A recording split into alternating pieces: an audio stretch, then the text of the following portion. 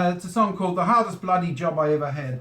Apparently the sheep stations in New South Wales used to double up as vineyards a lot of the time, and I'm not sure that drinking wine and shearing really go well together. Anyway, it's an ironic title. It's not really the hardest bloody job you ever had, obviously. I'm a shearer, yes I am, and I've shorn 'em sheep and lamb, from the Wimmera to the Darling Downs and back. And I've rung a shed or two when the fleece was tough as blue, and I'll let you know where I struck the hardest tack. I was down the end away, killing time from day to day, till the big shed started moving further out.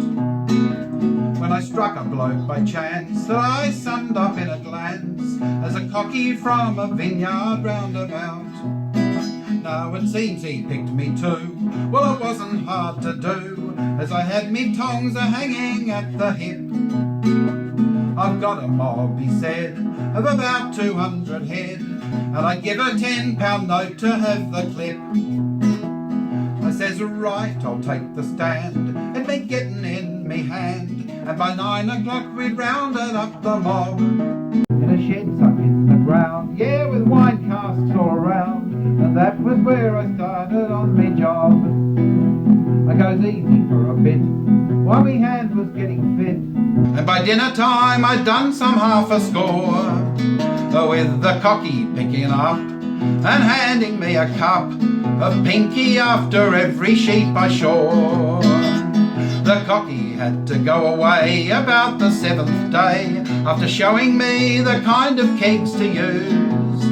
Then I do the picking up and manipulate the cup, strolling round them wine casks just to pick and choose. Then I'd stagger to the pen, grab a sheep and start again, with a noise between a hiccup and a sob. And sometimes I'd fall asleep with me arms around the sheep, worn and weary from me over arduous job. And so 6 weeks went by, until one day with a sigh I pushed the poor old cobbler through the door, gathered up the cocky's pay, then staggered on me way from the hardest bloody shed I ever shore. Thank you. Thanks, Raymond. Certainly was a tough job, I don't think.